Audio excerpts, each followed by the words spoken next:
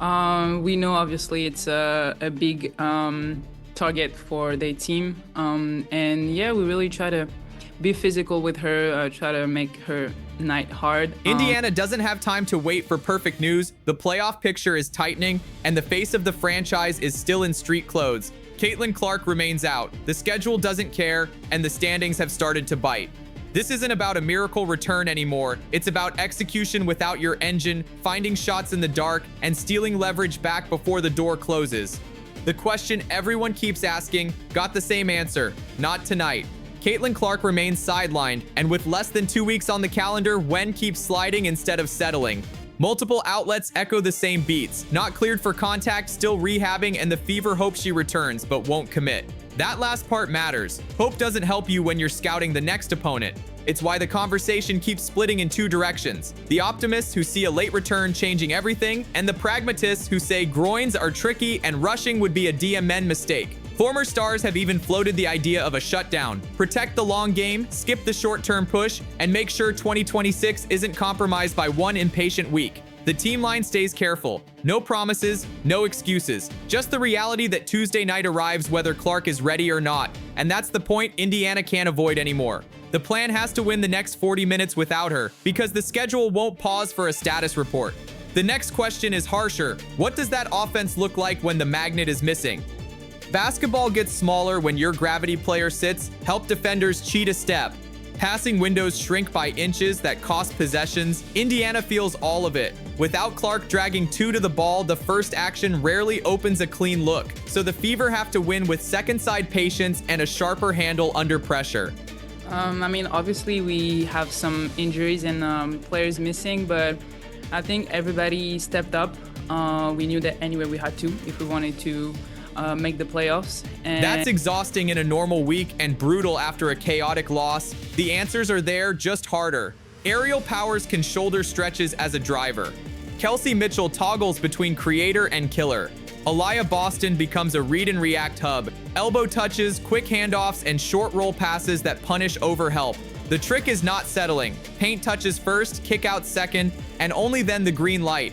Indiana needs the kind of possessions that end with the defense scrambling, not with the defender staring down a late clock heave. The spacing has to be real too. Corners occupied, weak side cut, time to the driver's first step, and zero wasted dribbles.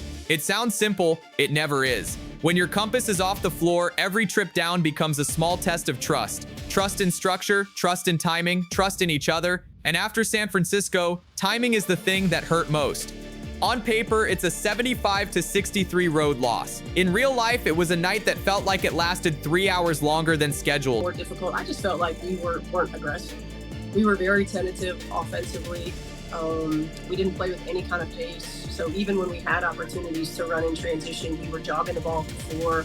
We allowed them to set their defense in there. A power issue led to shot clock failures. A long first quarter delay and temporary baseline clocks that turned a professional game into an improvisation. Golden State handled the weird like pros. When play resumed, the Valkyries detonated. 9 for 10 from deep to start, Iliana Rupert ripping a career-high 21, and a lead that forced Indiana to chase air all night. The Fever clawed back to 5 in the fourth, but every close moment met a clean shot on the other side. Nights like that expose habits. Indiana's habit right now without Clark is working too hard for ordinary looks. The rhythm was off, the legs felt heavy, and the scoreboard punished every empty trip.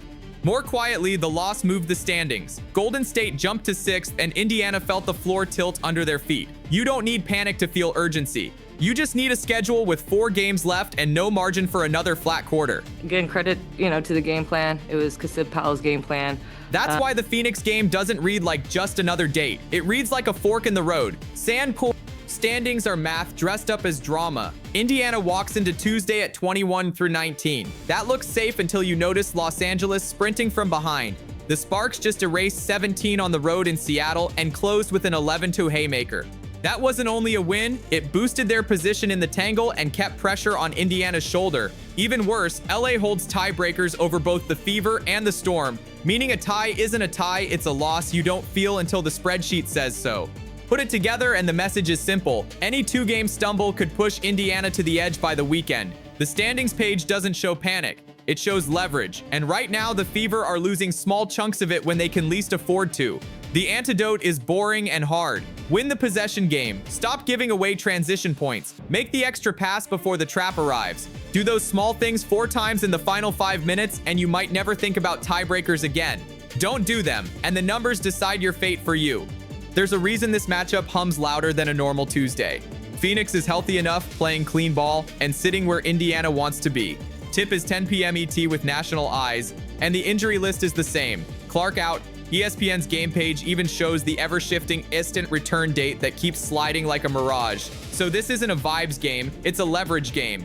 Win and the Fever calm the standings and buy time for decisions about Clark's next step. Lose and the Sparks' shadow grows longer. The path is clear. Tempo control first, fewer live ball turnovers, more organized entries, matchup hunting second, drag Copper into actions when possible, and force help that opens the backside. Glass third, turn misses into second chance points to cover off nights from 3. Finally, late clock poise, one creator on the floor at all times, clean A to B actions into a bailout that you've rehearsed. No hero shots, just shots that look like practice. One game won't write the season, but it can tilt the week, and with this calendar, the week is everything. Every fan hates this part. The player wants to play, the team wants to win, but muscle injuries are liars, and groins might be the worst of them. They tell you they're fine until you push and then they scream. That's why the shutter down conversation refuses to die. When voices like Lisa Leslie say it out loud, they're not being negative, they're doing the math. Risk of setback versus the value of a low seed and a first-round gauntlet. The counter argument isn't foolish either. If Clark is cleared and feels right, game minutes could accelerate rhythm heading into the postseason, or at minimum, give the group a psychological lift. The truth lives in the middle. The Fever have to build a plan that wins without her and only plug Clark back in when there's no doubt. Not a 60% gamble. Not let's see how it feels after warm-ups. When the stakes are careers, you don't test a maybe. You trust the calendar, not the headlines. That sounds cold until you compare it with the alternative, a lingering issue that eats months instead of days. Protect the future. Earn the present the hard way. When a star sits, someone else has to talk louder, on the court and in the huddle. Indiana has started to find those voices. Odyssey Sims arriving on a rest-of-season deal gave them a veteran who doesn't blink late, a guard who can get 2 feet in the paint and force rotations. Aerial Powers brings the fearless downhill gear. Kelsey Mitchell toggles roles without sulking. Aaliyah Boston absorbs attention and still makes the extra pass. The rotation remains a puzzle, but it's a solvable one. Stagger creators so the offense doesn't flatline. Protect shooters with actions that guarantee clean catches, and live with the right misses. There's also a culture piece. The team has to separate identity from availability. Who Indiana is can't be a rumor tied to the injury report. It has to be on film, connected defense, simple offense, relentless glass. That's how you survive the middle stretch of a season like this, by making your habits heavier than your headlines. And if Clark returns, those habits won't shrink, they'll scale. That's how a team becomes dangerous at the buzzer, not just when the lineup graphic pops. SB Nation,